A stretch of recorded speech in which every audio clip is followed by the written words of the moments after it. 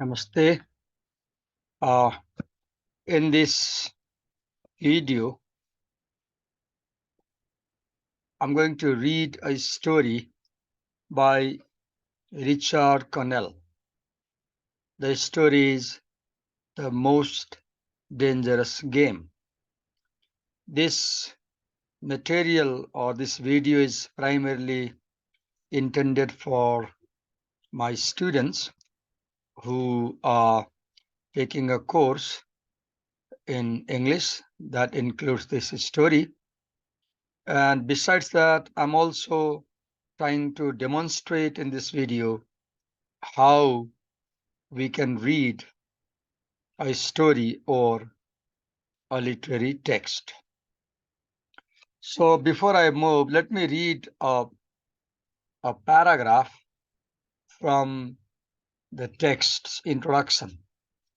This is written by the editors in which the text appears.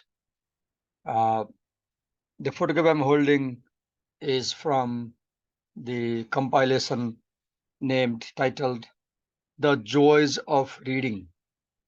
This book was prescribed in BA English under Tribhuvan University previously, and now this story is prescribed in a course that I'm teaching at Kathmandu University. Let me read the second paragraph from the editor's introduction to this story. It reads like this: The Most Dangerous Game presents danger and suspense in a most graphic way. Let me note it down. As I'm reading, I'm also making a note. So let me go to theme. Let me show the page I'm sharing a screen. Let me share a screen. Yes. Theme. So it says that it presents danger, suspense in a most graphic way. Okay.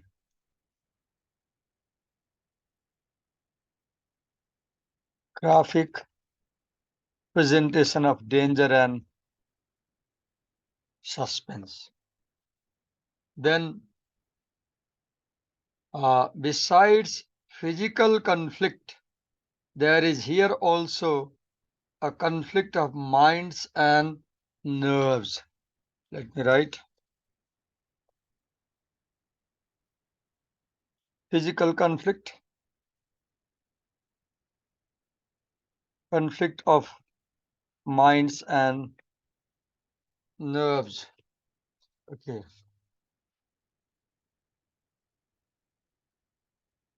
Suspense rises from one peak to another, reaching a climax in the brisk action of the final scene. The story combines conflict, character, setting, and tone. Okay, let me write. Combines conflict, character, setting, and tone. We'll come back to these terms and we'll understand them in detail. Okay. To produce a truly memorable adventure in good reading. Okay, I read this second paragraph introduction. So you can see one way to begin understanding a story is reading the introduction that editors provide in the text, if it has one. Now let me go to this story. And what I'll do, I'll read this story. And on this page, I have a list of elements in a narrative. And I will try to analyze this story accordingly. Like, for example, setting, characters, plot, conflict, resolution, theme, tone, point of view, etc. Let's read. The Most Dangerous Game. So let's first begin by understanding the title of the story, The Most Dangerous Game. So we understand dangerous, something risky, most dangerous, game.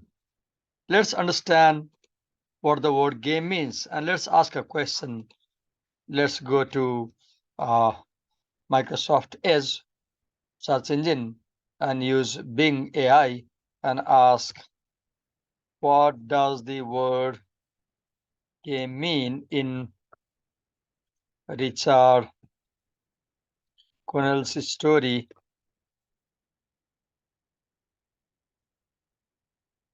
The Most Dangerous Game? And let's see what response we get.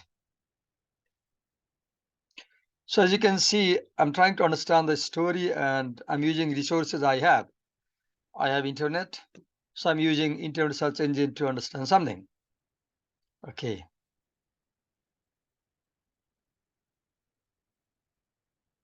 Let me read. Based on web search results,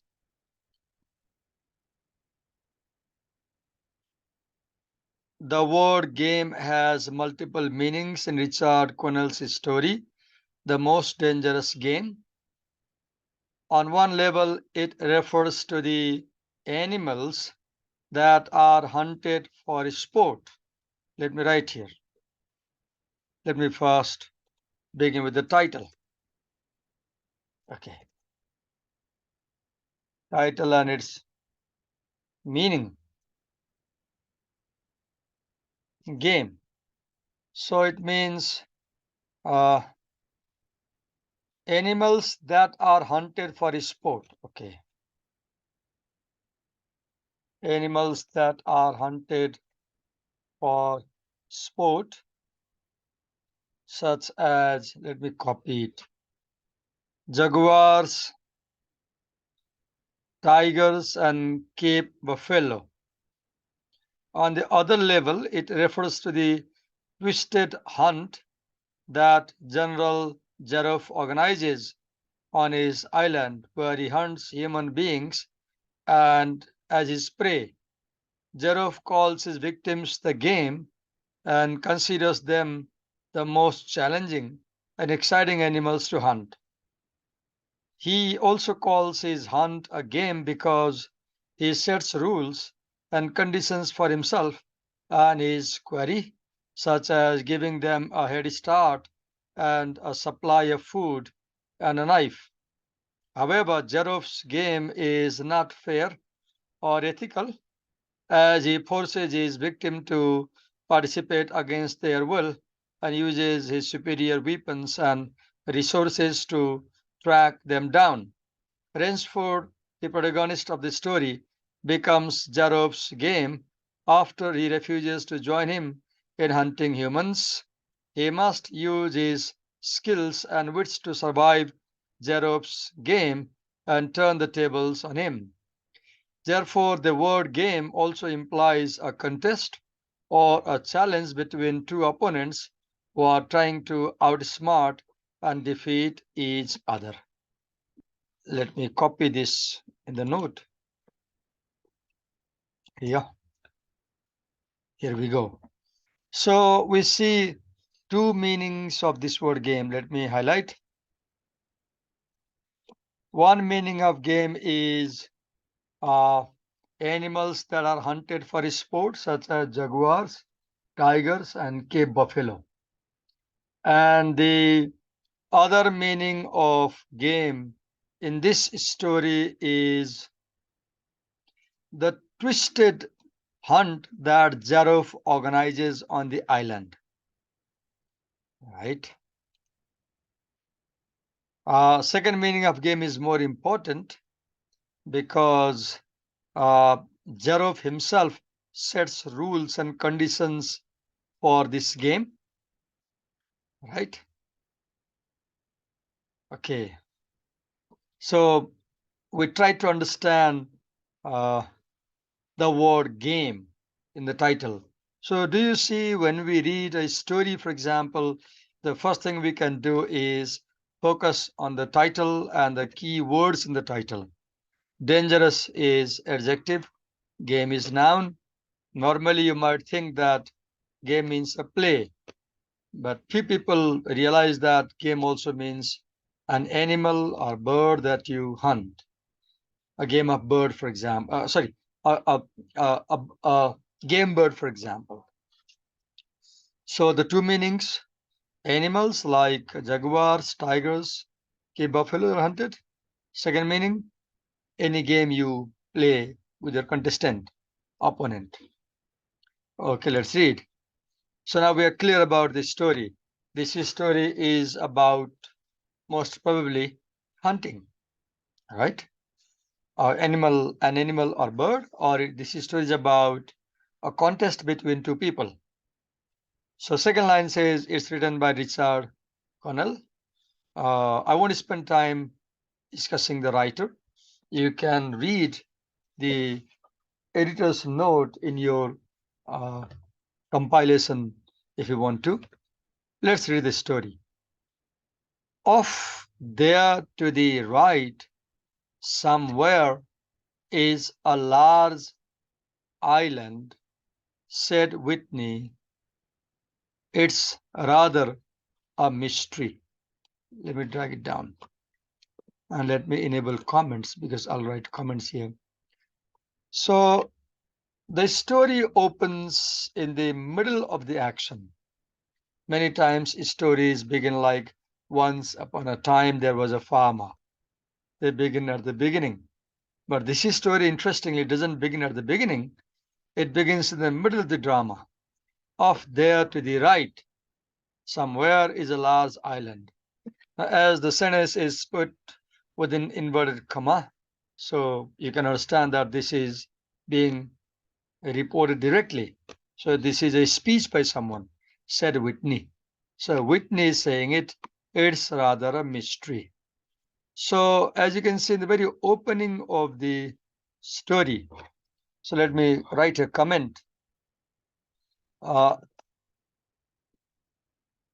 Mystery is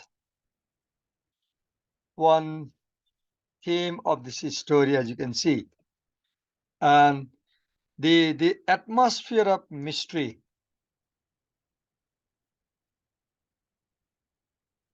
and suspense is created right at the beginning of the story. You can see the atmosphere. Keep in mind the word atmosphere.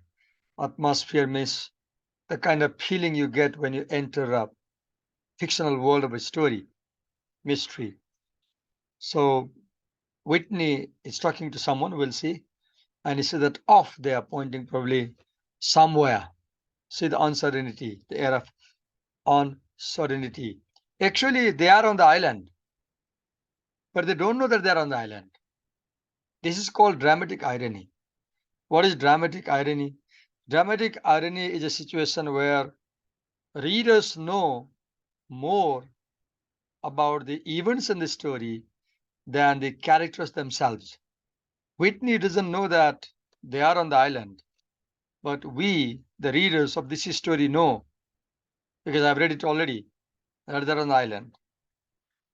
What island is it? Rainsford asked. Now we know that there are two characters. Let's note down characters. Let's make a list.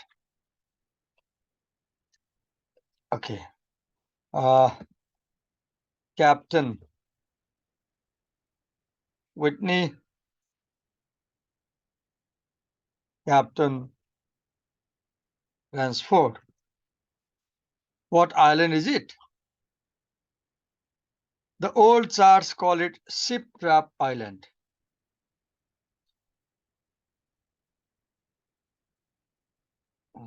Okay. I've been given sweet mama and I can't resist eating it. So sorry that I have to eat while I'm recording it. Sorry if your mouth waters.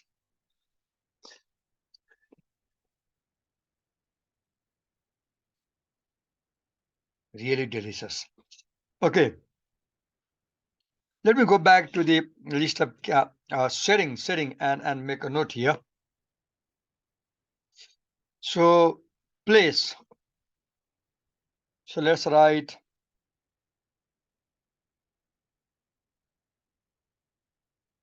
an unknown island. We'll see where it is. What island is it? The old charts call it Ship Trap Island. Okay. Called as the island by sailors. Just a minute. Oh God, really sweet. This mama is delicious.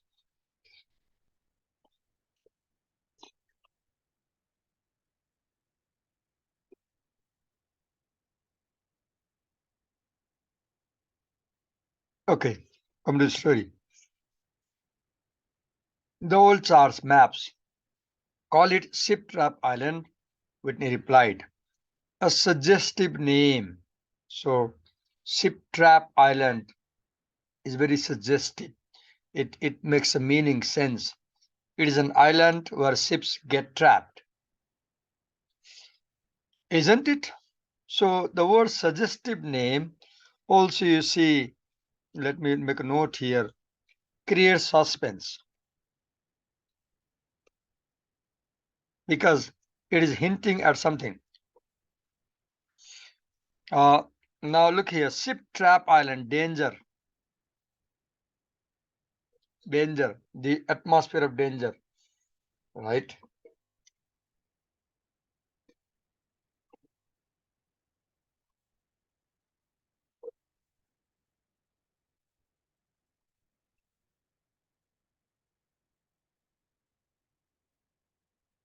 Sailors have a curious dread of it. Look here, fear. See the theme of the story. How, as you read a story, you should read closely. You should pay attention to every detail, every word, and try to see how the atmosphere is created through vocabulary. Let's note here uh, an element. Let's write vocabulary, and then let's pay attention to this like dread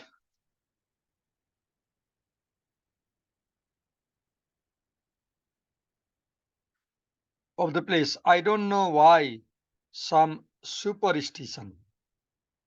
Can't see it, remarks Ransford, trying to peer through the dark. This is dark because this this text is uh, downloaded from Google. It's not very reliable. There are typos.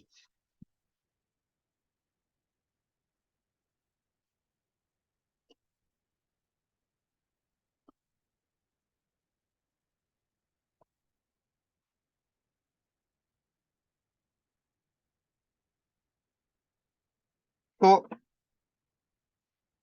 trying to peer through the dark. Now this dark creates suspense. Suspense and uncertainty. Where there is darkness, right? Tropical night. Now let's go back to the elements and write there about setting. Mm, the dark tropical night. Let's go to setting and it's time. Let's write dark tropical night. Okay, that was palpable as it pressed its thick, warm blackness. Hmm. Okay, with thick, warm blackness. Okay, can't see it, remarked Rainsford, trying to peer through the dark tropical night that was palpable as it pressed its thick, warm blackness in upon the yacht. So they are sailing their ship.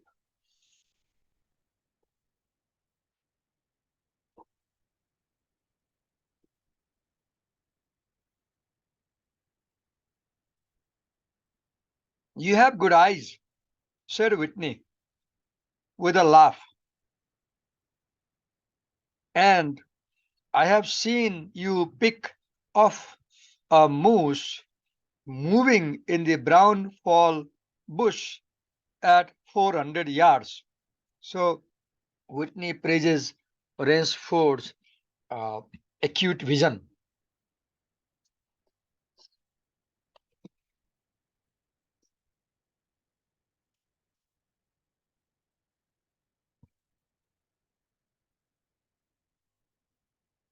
But even you can't see 4 miles or so through a moonless Caribbean night.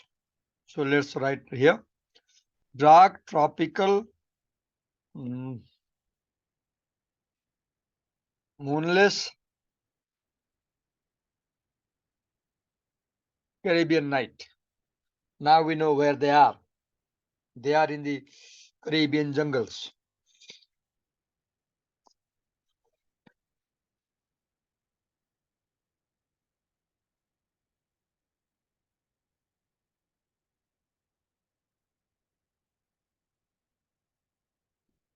Okay. Uh, no, nor 4 yards, admitted Rainsford. Oof. It's like moist black velvet. Let's note down. Dark tropical night, the Caribbean night with thick black, warm blackness, like moist black velvet.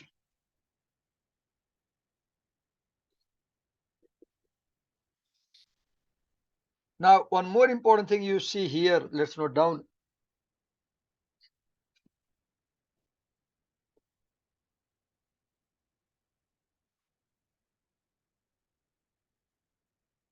One thing that you should pay attention while reading this story in this course, particularly, is the rhetorical strategy. How do the writers say what they are saying? For example, let me note here, like this is simile, right? Or figure of speech, right? This is a rhetorical strategy. The writer uses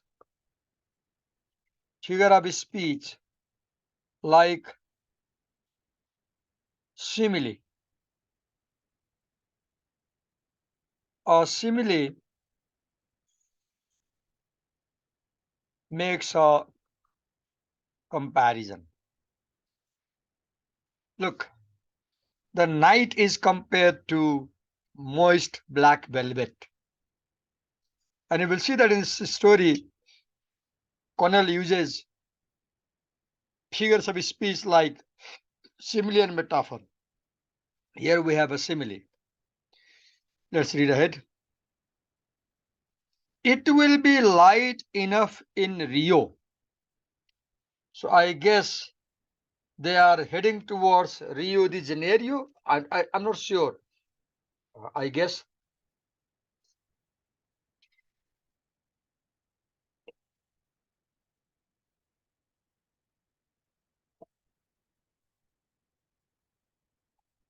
Let's search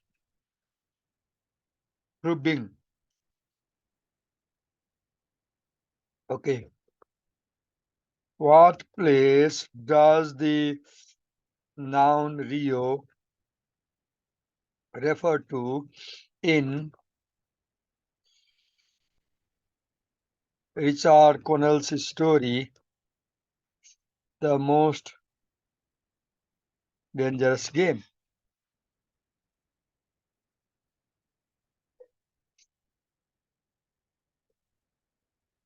Had a delicious mama. Okay.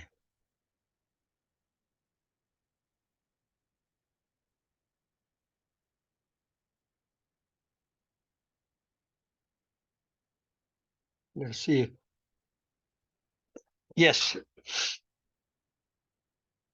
as I was saying, uh, based on web search results, the noun Rio refers to Rio de Janeiro. Rio de Janeiro, a city in Brazil, and Richard Connell's story, The Most Dangerous Game. Let's write. Rio means Rio de Janeiro. Rio de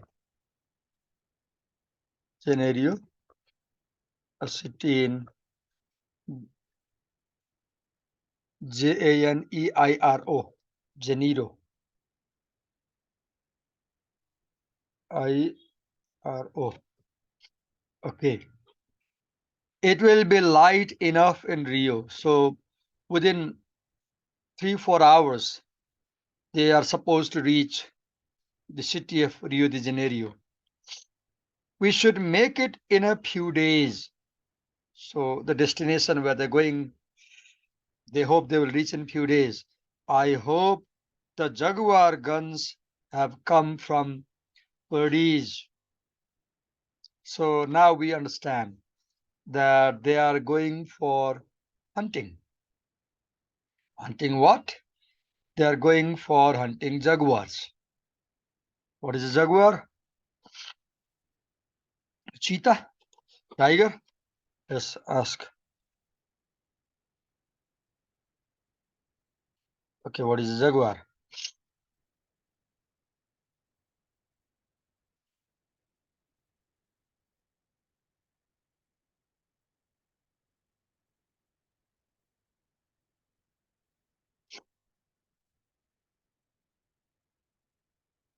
Okay. A jaguar is a large cat species that lives in Central and South America. It is a yellowish brown coat with black spots. Let's see in Google image.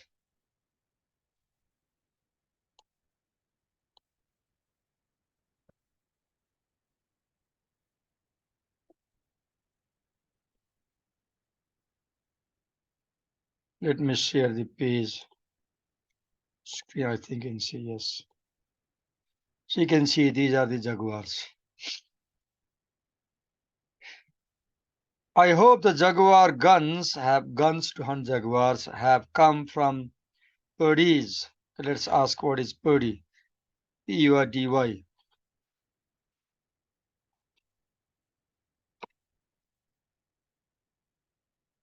What place does Purdey refer to in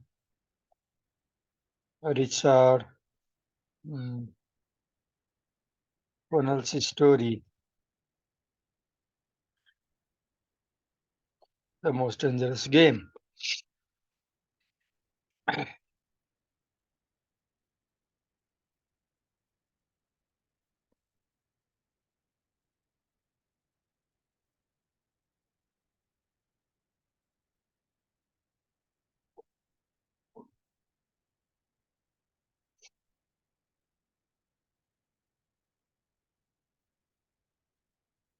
Okay.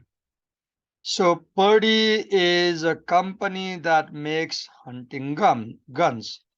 Let's write here.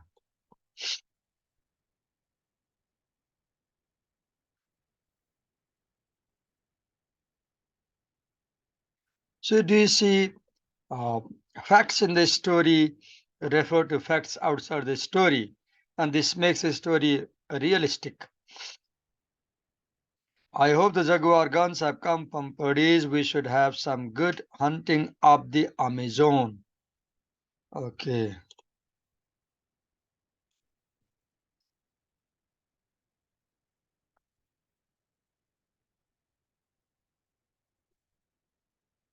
See, honey, wanna go? Honey.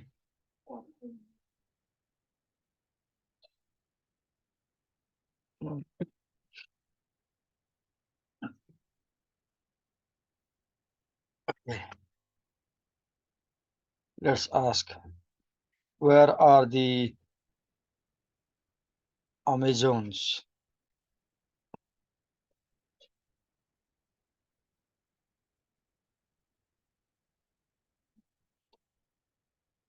Okay.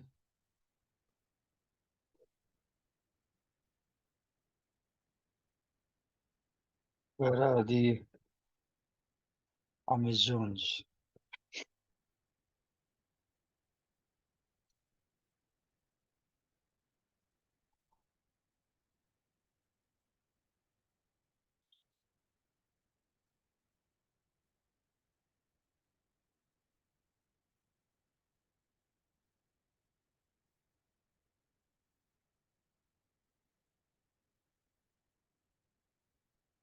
Just a minute.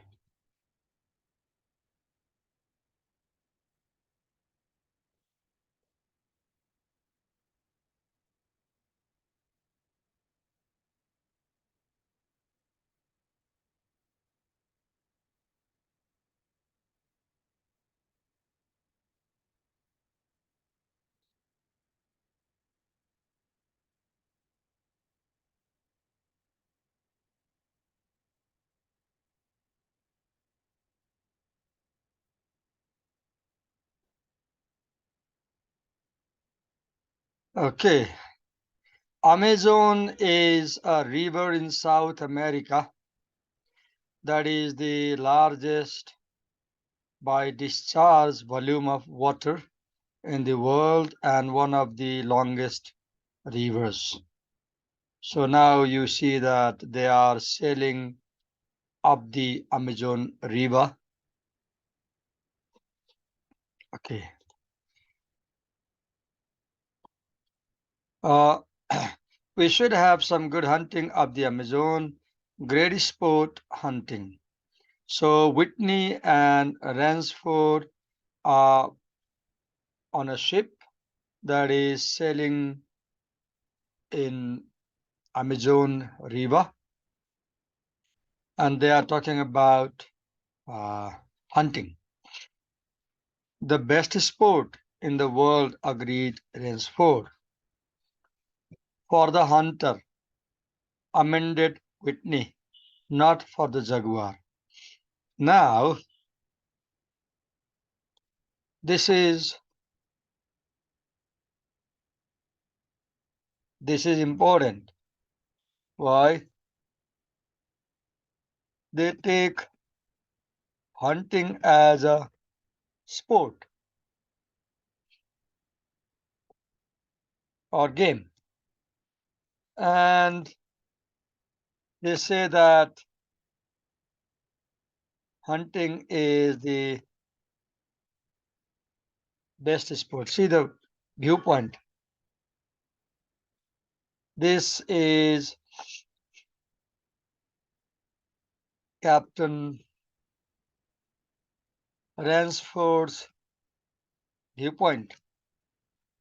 You know, they're very important because here in the beginning, Ransford has the view that hunting is the best game, right? Best sport. Later on in the story, when Ransford is about to be hunted, Ransford changes viewpoint. So he says that Ransford says that hunting is the best sport, and Whitney disagrees, and he says that hunting is best sport only for the hunter. Let's note down. Hunting is the best sport only for the hunter, not probably for the game, right? Now, this is important because one technique that this story uses is irony. Let's note down here. Let's make a heading as rhetorical strategy, and let's write figures of speech like simile, and then irony. We'll understand what is irony later on. Okay. For the hunter, amended Whitney, not for the jaguar. So do you see the two hunters are making an argument about hunting as a sport. So this story makes argument. There is reasoning. See, reasoning. Why this is important? Because uh, this throws light on the character of these two captains. Let's write down in characters. Uh, uh, okay, let's write here both Whitney and Rainsford uh, seem to be highly educated and sophisticated. They reason well about hunting. They argue. That's important because later on we will see how these one of them, Rainsford, who is so educated, how he presents himself about other things in the story. Okay. For the hunter, amended Whitney, not for the jaguar. So here comes a question. The jaguar, the cheetah, is killed, and the human being, the hunters, kill.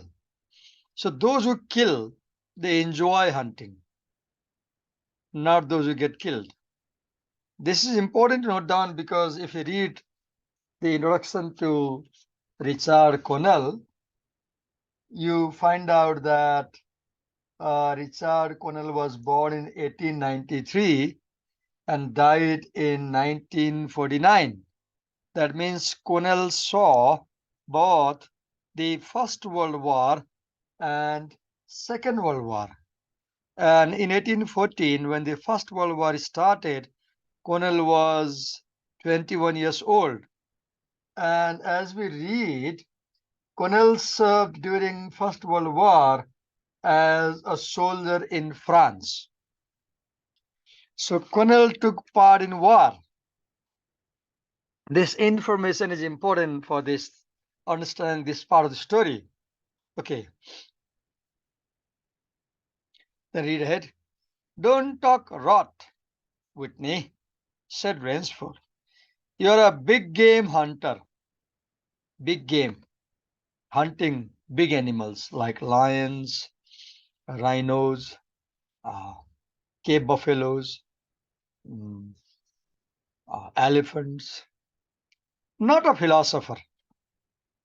Now this is important. Look here. So when Whitney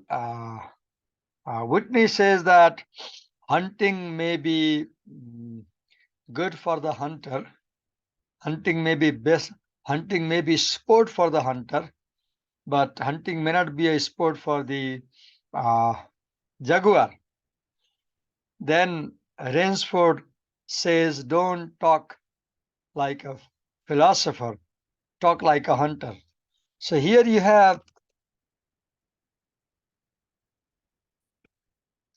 the viewpoint of a hunter and that of a philosopher. What is philosophy? Philosophy is study of life and existence. Primarily, philosophy is a science, a subject discipline that studies the questions related to existence, life. And when Whitney thinks about life and death and whether hunting is good for the hunted or the hunter, Rainsford says, you are a hunter, behave like a hunter. Don't think like a philosopher. Who cares how a jaguar feels? This is very important point in the narrative. Okay. Rainsford here says, who cares how a jaguar feels? Later on, toward the end of the story, when Rainsford becomes a game for General Zaroff, and Rainsford says that he won't like to play this game, he would like to return. Then Zaroff says, who cares about this? And then, the irony in the story is that the hunter in the beginning of the story becomes the hunted at the end of the story. The hunter, Mr. Rainsford, in the beginning of the story, becomes the game toward the end of the story. The tables turn against him. This is interesting because don't forget that this story, the the the the chapter in which this story has been grouped in your course, that is given the title entertainment. Okay. Who cares how a jaguar feels? Then Whitney says, perhaps the jaguar does feel. Last year in first semester in the book, The New Directions, in the section chapter 2, education, you had a story, Coyote and the Dove, I guess, where the dove is crying out of pain and Coyote thinks that the dove is singing. And when the dove says that she's not singing, she's crying, Coyote says, no, this is a beautiful song, sing it again. But later, when Coyote jabs his jaws against the stone and injures his own teeth, and he starts crying out of pain, and the crow is standing on the tree says, Coyote, you're singing. Then Coyote says, no, I'm not singing. I'm crying out of pain. It is only then Coyote understands what is pain, because Coyote himself has undergone the suffering. Here, Rainsford says, who cares how a jaguar feels? Later, when General Zaroff tries to kill Rainsford, Rainsford feels how a game that is going to be hunted feels. Because Zaroff chases Rainsford, and Rainsford uses the capacity of his mind, reasoning, to save himself. This is a wonderful story where you have to go back and forth to understand events happening in the story. Okay. Perhaps the jaguar does, Whitney says. And as you read the story, you see that at the end of the story, let me write here. At the end of the story,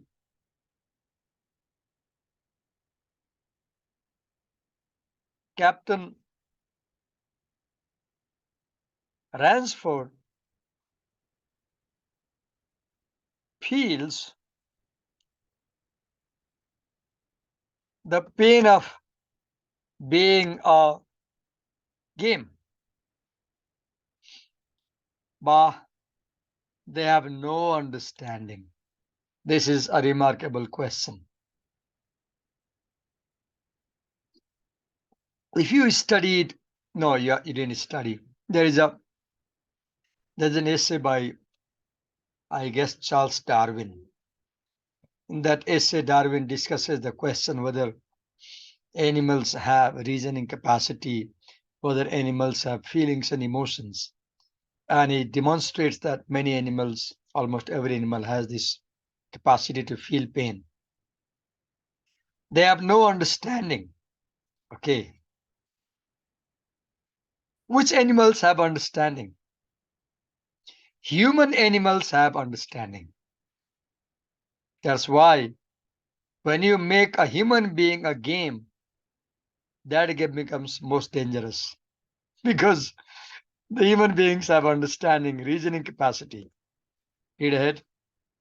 Even so, I rather think they understand one thing: fear, the fear of pain and the fear of death. This is ironical because tables turn against Rainsford later in the story, and it is Rainsford who starts feeling fear.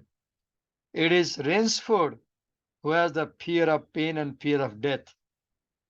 And Rainsford is in the place of the jaguars. And Rainsford undergoes that immense experience of being hunted. Okay. Nonsense, laughed Rainsford.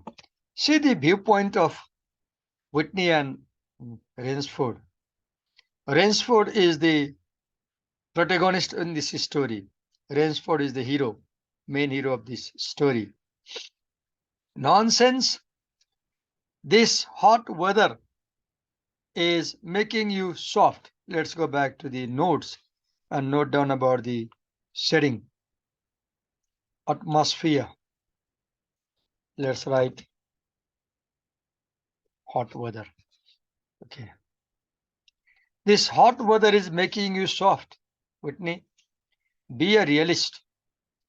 The world is made up of two classes, the hunters and the huntees.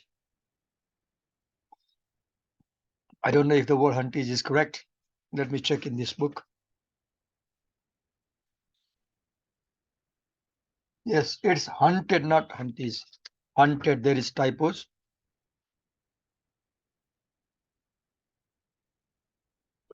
Uh, Remember reading Karl Marx's essay, The Communist Manifesto, in your course, where Karl Marx says that the world is made up of two classes, the bourgeois and the proletariat. And Karl Marx portrays the bourgeois class as the hunters and the proletariat as the hunted.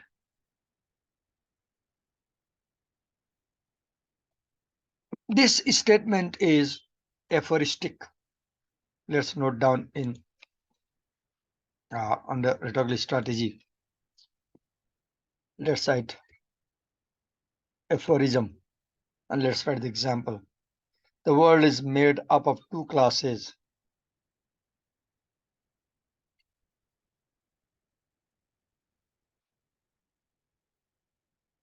Uh, the hunters and the hunted.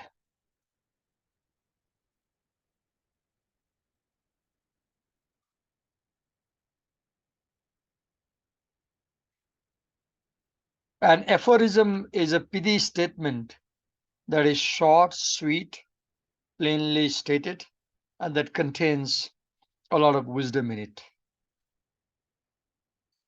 The world is made up of two classes, the hunters and the hunted. Yeah. Luckily, you and I are hunters. Luckily, the word luckily is important. Here comes the question. Some are lucky, some are unlucky. And what makes you lucky and unlucky is political. Do you think we have passed the island yet? So the yacht is sailing up the Amazon River through the Amazon jungle. And they are talking upon the deck, maybe to pass time. Do you think we have passed the island yet? I can't tell in the dark. I hope so, Whitney says. Why? Asked Rainsford. The place has a reputation, a bad one. Okay, let's note down in uh, setting, uh, setting. place, an unknown island. The place has a bad. Ete Allah na gala na. Sune ko? Hello? Yeah, Allah bhai bane.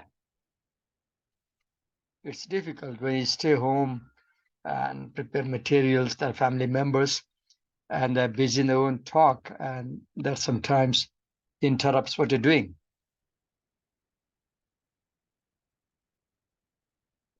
Okay.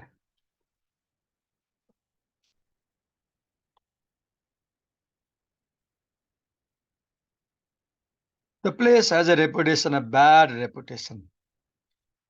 Cannibals? People eat people. Suggested range food. Hardly. Even cannibals wouldn't live in such a god forsaken place. Let's note down. A god forsaken place where even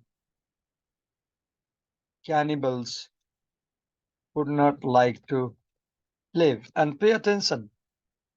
It is such description, it is such details that together create the mood or atmosphere of the story.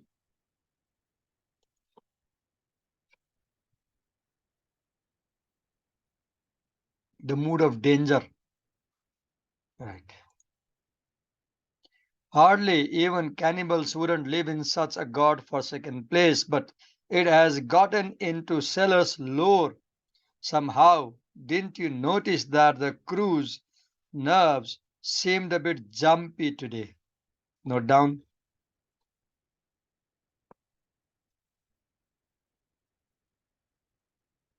The crew's nerves get jumpy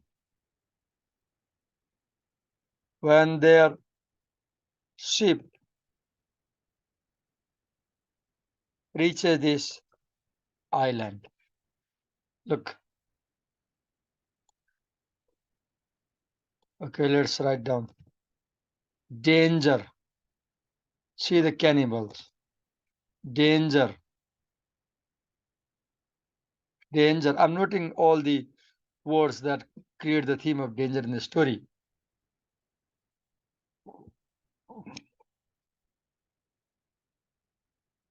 Okay.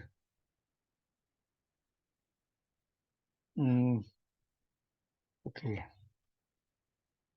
Danger. They were a bit strange. Now you mention it. Even Captain Nielsen. Let's note down in the character list. Captain Nielsen.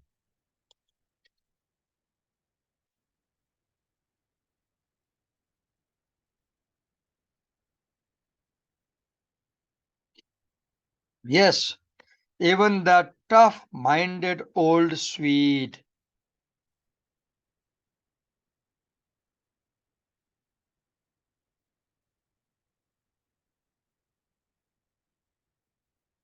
Who would go up to the devil himself.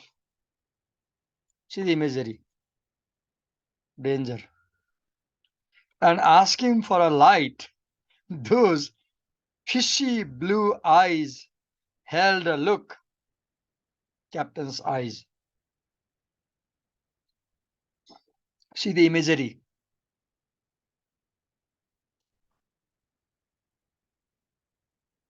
Remarkable imagery.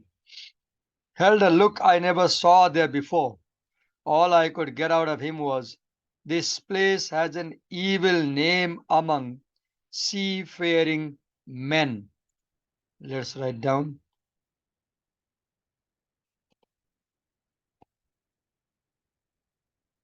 This place has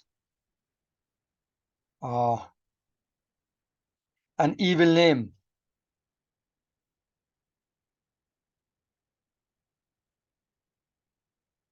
among seafaring men.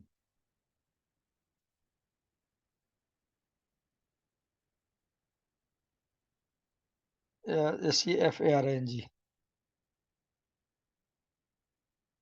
Okay. So what I'm doing, I'm reading word by word, line by line, slowly paying attention to every single detail and making notes as I read. This is how we read. As a student of literature, you should never read without making notes. Look, I'm interacting with the text as I read. Okay. Those fishy blue eyes held a look I never saw there before.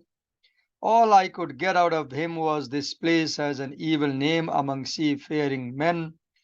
Then he said to me very gravely, "Don't you feel anything?" As if the air about us was actually poisonous. Let's note down.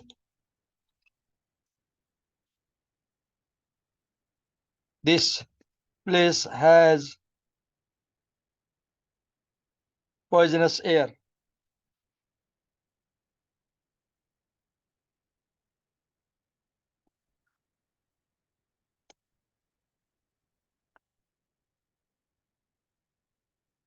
Hmm. Okay. As if the air about us was actually poisonous. Now, you mustn't laugh when I tell you this. I did feel something like a sudden chill. Okay, let's write down.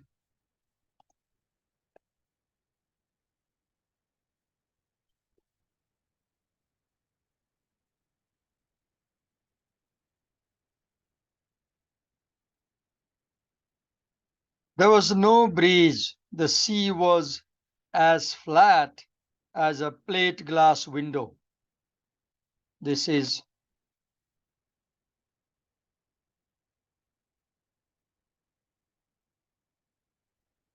a simile. The flatness of the sea is compared to a plate glass window. We were drawing near the island then. What I felt was a mental chill, a sort of sudden dread. Whitney. Hmm.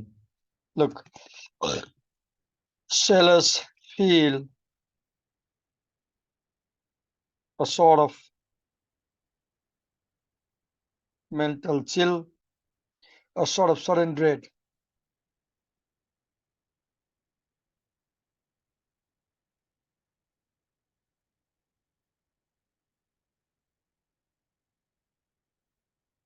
So you can see the air of danger, the mood of danger. There was no breeze, the sea was as flat. We were drawing near the island. What I felt was a mental chill, a sort of sudden dread. Pure imagination, said Rainsford. So do you see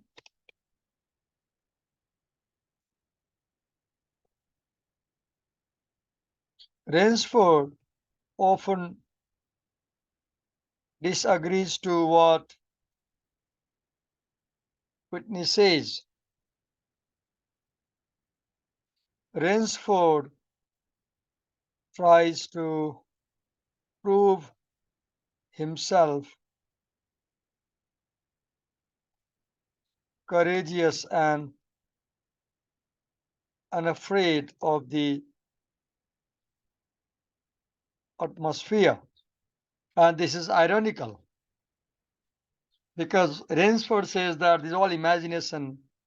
Later on, when Rainsford faces this all as real, then Rainsford shows his fear. One superstitious sailor can taint the whole ship's company with his fear. This is important. Look, Rainsford calls Whitney a superstitious sailor, but Whitney's observation is correct. Whitney is correctly judging the atmosphere. Maybe, but sometimes I think sailors have an extra sense that tells them when they are in danger. So Whitney has this extra sense. See, Whitney has this extra sense, but Rainsford doesn't have. Sometimes I think evil is a tangible thing with wavelength. Let's note down here.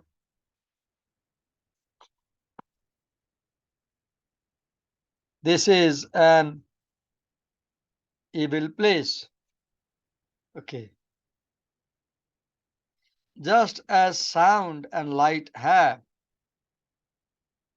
an evil place can, so to speak, broadcast vibrations of evil. Anyhow, I'm glad we are getting out of this zone. Well, I think I will turn in now, Rainsford. So, do you see a remarkable thing here? Uh, do you see the mental picture here? Richard Connell is portraying fear in the sailor's mind. Connell is portraying fear in the sailor's mind. So fear is not only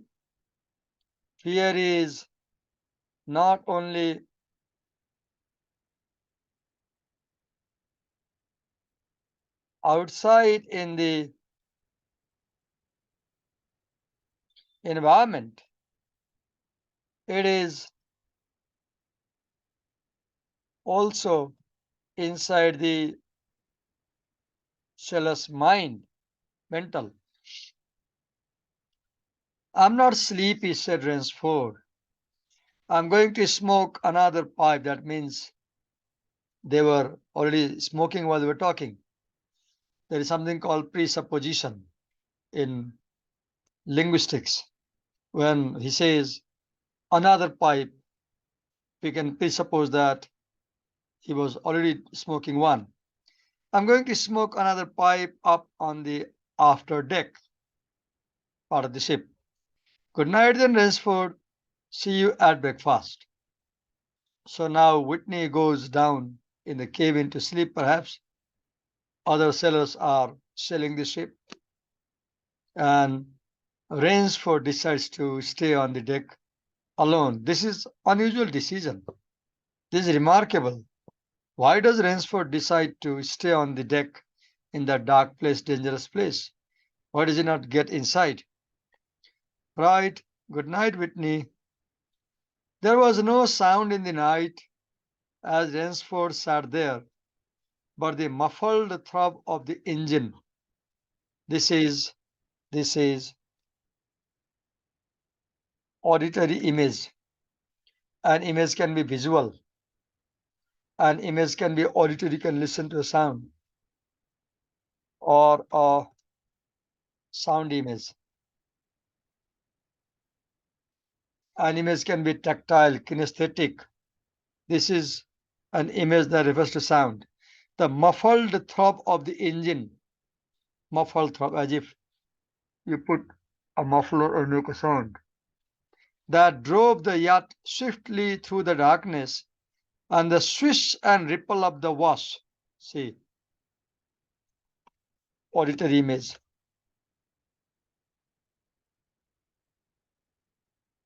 Swish and ripple of the wash of the propeller. The yacht has a propeller at the back that pushes the yacht ahead. So this paragraph is remarkable for sound imagery.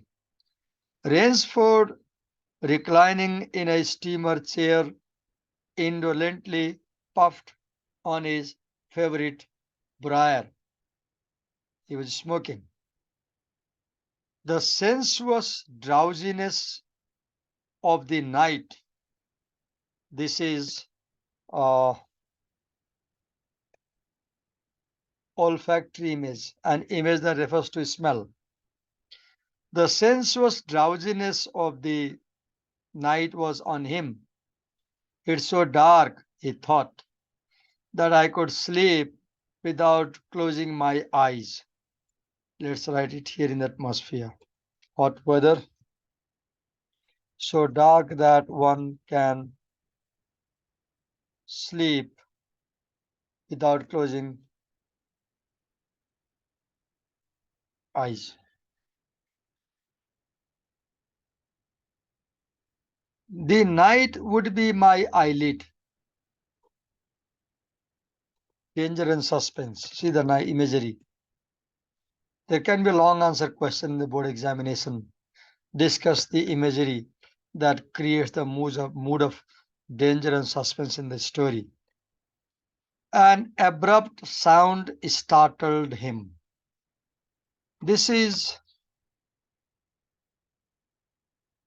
an important point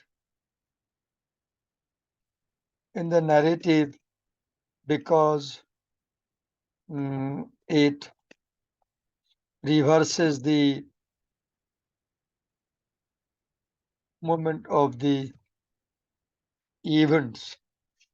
An abrupt or this is the point in the story where action moves to a new phase. An abrupt sound startled him. Now this is suspense. Look, a sound is heard. Off to the right he heard it, and his ears, expert in such matters because he was a hunter, could not be mistaken. Again he heard the sound, and again he heard the sound. How many times? 3 times. Midnight, Amazon River, jungle. Somewhere off in the blackness, someone had fired a gun 3 times. So what do you see here? You see suspense and uncertainty in the story. Somewhere in the jungle, someone has fired gun, not only 1 time, 3 times. Now this is the paragraph where the story takes a twist now, and the action starts. This is where the action starts. Rainsford sprang up and moved quickly to the rail, mystified. See the effect of this sound. Rainsford is shocked, startled. Look the word, sprang up, out of fear. Because he didn't expect. Rainsford sprang up and moved quickly to the railing, mystified, surprised, couldn't understand what's going on.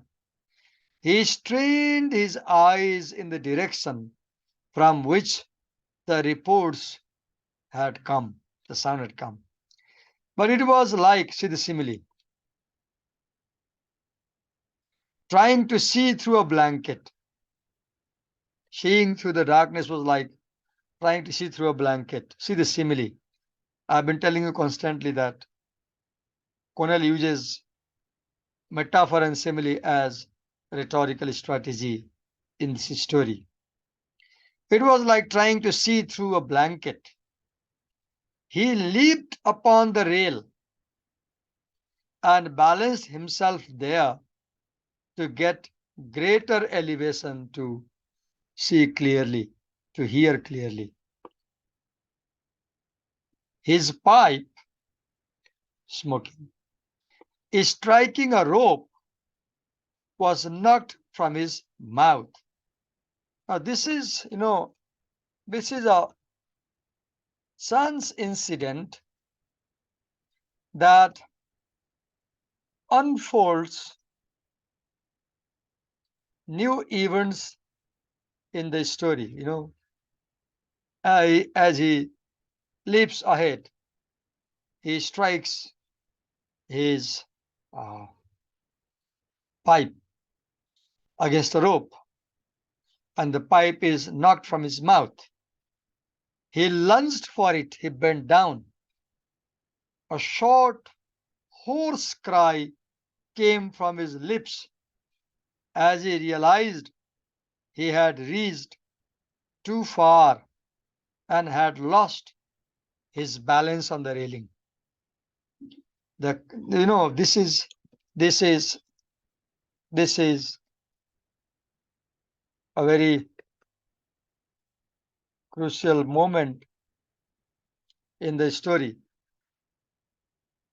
Came from his lips as he realized he had reached too far and had lost his balance.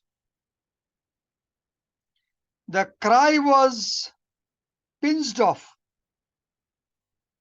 short as the blood-warm waters of the Caribbean Sea closed over his head. Now look, there is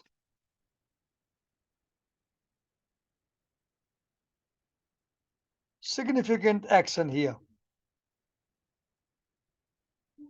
Important turn in the events of the story. Rainsford fell down his ship. Very unfortunate. Had Whitney not gone down to sleep, they might have stopped the ship and recovered him.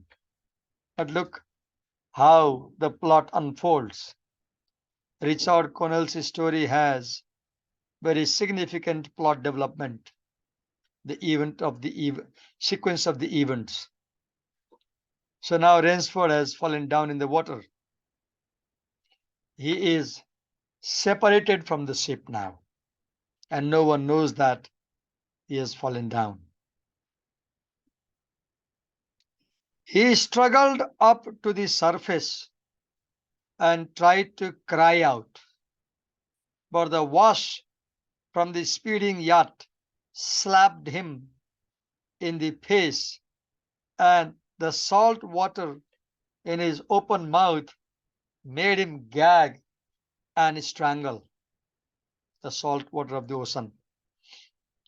Desperately, he struck out with strong strokes after the receding lights of the yacht,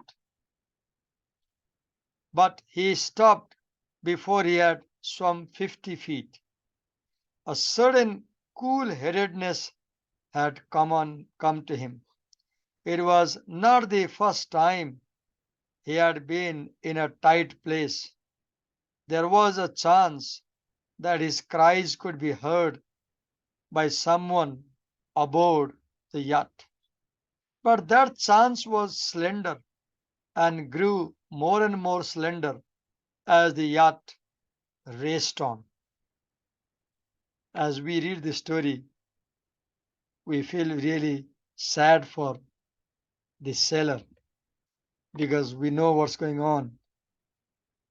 He wrestled himself out of his clothes and shouted with all his power. The lights of the yacht became faint and ever vanishing fireflies. The setting is very important. All these events unfold midnight. And this setting up night's darkness, midnight is important because the theme of this story is danger and suspense and mystery. Then they were blotted out entirely by the night. Rainsford remembered the shots. Now, before we read ahead, please pay attention to the shots, 3 shots, because later on, General Zaroff tells his technique of trapping the sailors. Actually, it was General Zaroff who was hunting in the jungle at night, and General Zaroff had shot a big animal in the jungle. Rainsford remembered the shots. They had come from the right, and doggedly he swam in that direction, swimming with slow, deliberate strokes, conserving his strength. For a seemingly endless time, he fought the sea. Now, another remarkable thing to keep in mind is water. Water is like a character in this story. The yacht is sailing up the Amazon River. There is water, and Rainsford falls in the water. It's an island surrounded by water on all sides. Water is very important. It is water that brings danger to Rainsford, and it is water that rescues Rainsford. And do not forget that water has a symbolic meaning in Christian faith. Okay. For a seemingly endless time, he fought the sea. He began to count his strokes. He could do possibly 100 more, and then Rainsford heard a sound. It came out of the darkness. It's night. You can imagine how courageous Rainsford is to swim in that jungle at night. A high, screaming sound this time. The sound of an animal in an extremity of anguish and terror. Some time ago, while talking to Whitney, it was Rainsford who said that he does not bother about the pain and suffering of the animals. Now, for the first time, he has heard the pain and suffering sound of an animal. He did not recognize the animal that made the sound, but he did not try to. With fresh vitality, he swarmed towards the sound. Now, look, reasoning. There is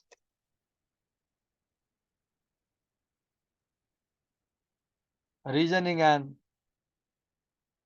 inference here.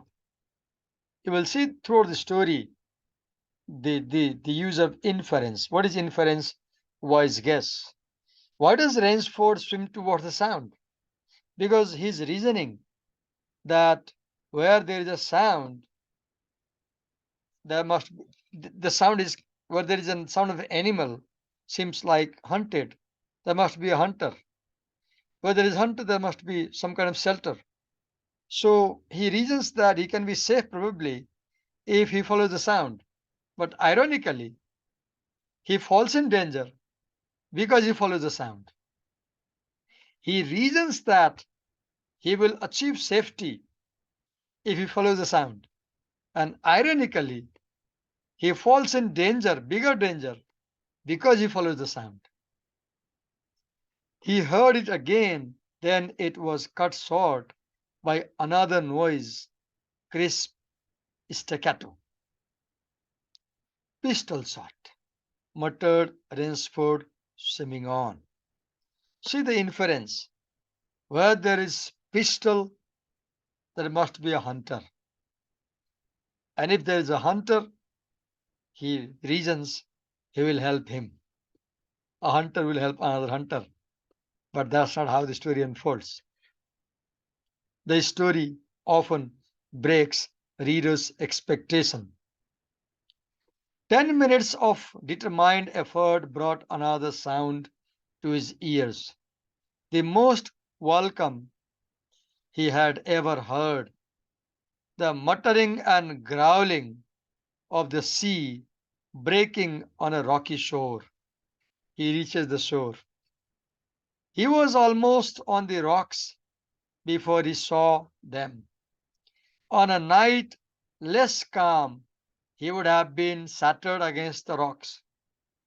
With his remaining strength, he dragged himself from the swirling waters.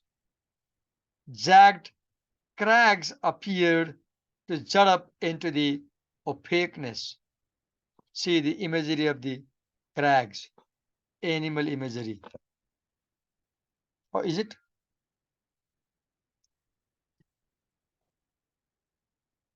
I'm not sure about. Let's check the meaning.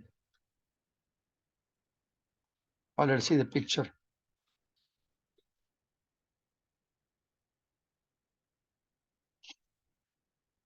No, not animal. I was wrong. Rock face. Sorry, I was wrong.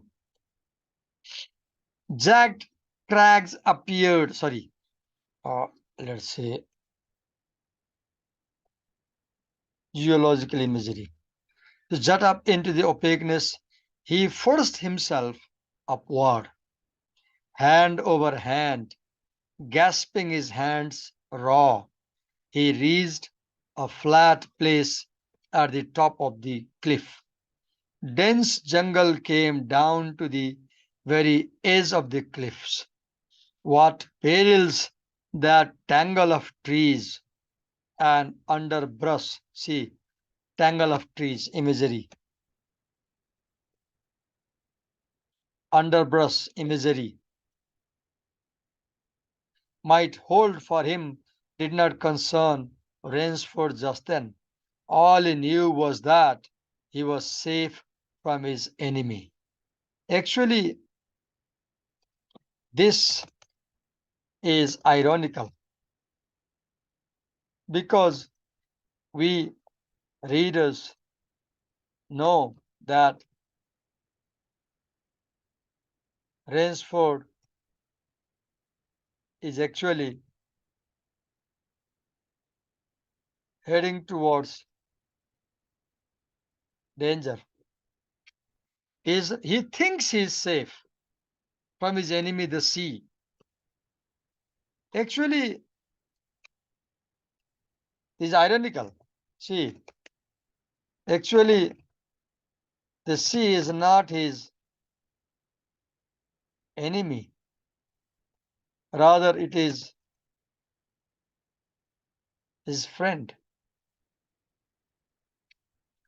Rainsford is American, European, because Americans came to America from Europe, maybe a British ancestors at least. So, ocean is a part of life of Europeans, British islanders. And he thinks that the ocean is dangerous, but it is the ocean that ultimately protects him. This is ironical. Keep in mind, in Christianity, water is symbolical. A child is baptized by being put in water. And when you are dipped in water, then Jesus Christ takes you in safety. And here, when Rainsford jumps in water, he is saved. The sea and that utter weariness was on him. He flung himself down at the jungle edge and tumbled headlong into the deepest sleep of his life. Now he decided to sleep. He was tired of swimming. It's still night, I guess. Now we have a gap. So look, we have a time lapse in the plot. A lot of time has passed. When he opened his eyes, now let me stop this recording here at this point. I don't want to make it too long, one video. I'll make multiple videos maybe, and I'll analyze the whole story. In the next episode, I will read from here because I feel like this is the right place where I can uh, create a segment in my video. So what we did, we read the story very slowly, line by line. Do you remember what uh, David Rothenberg, I think, in his essay, How the Web Destroys the Quality of Students' Research Paper, paragraph 12, I guess, where he tells what teachers can do to improve students' habits of study.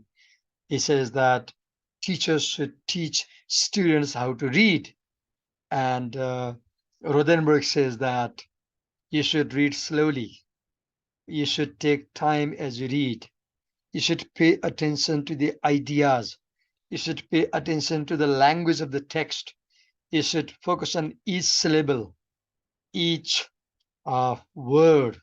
You should analyze. You should interpret. You should paraphrase, summarize. You should take time. Do not hurry. And we tried to do that. And while reading, we also made notes about title, the meaning of the word game, We made notes about setting, like we saw that the time is dark, tropical, moonless Caribbean night with thick, warm blackness like moist black velvet. Then place, an unknown island called as the Ship Trap Island by sailors. The place has a bad reputation, a god-forsaken place where even the cannibals would not like to live. Crew's nerves get jumpy when their ship reaches this island. This place has an evil name among seafaring men. This place has poisonous air. Sailors feel something like sudden chill. Sailors feel mental chill, a sort of sudden dread. This is an evil place. Atmosphere or mood, hot weather, so dark that one can sleep with open eyes, and we can see clearly mm, the atmosphere of danger. We see clearly danger and evil, right? Fear, we see fear. Then characters, we saw three characters: Captain Whitney, Captain Rensford, and Captain Nielsen. We saw Captain Whitney and Rensford in dialogue. They were talking about hunting and the island and the journey. Uh, they seem to be highly educated and sophisticated hunters. Then what else? Yes, theme. We saw it has graphic presentation of danger and suspense. There's physical conflict. We'll see later on. Okay. Vocabulary, rhetorical strategy. We saw the use of figurative speech like simile and metaphor. We haven't seen a metaphor yet. Simile, irony, aphorism, right? This is what we saw so far. In the next episode 2, we will begin reading from uh,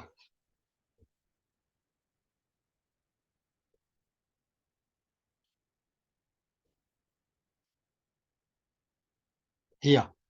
We'll read the next, we'll read the evening when Rainsford wakes up from his sleep on the cliff at the edge of the jungle by the edge of the ocean. I stop here. If you watch this video on YouTube, you can leave a comment. If you watch this video on my Facebook page, please do drop your comments. Thank you.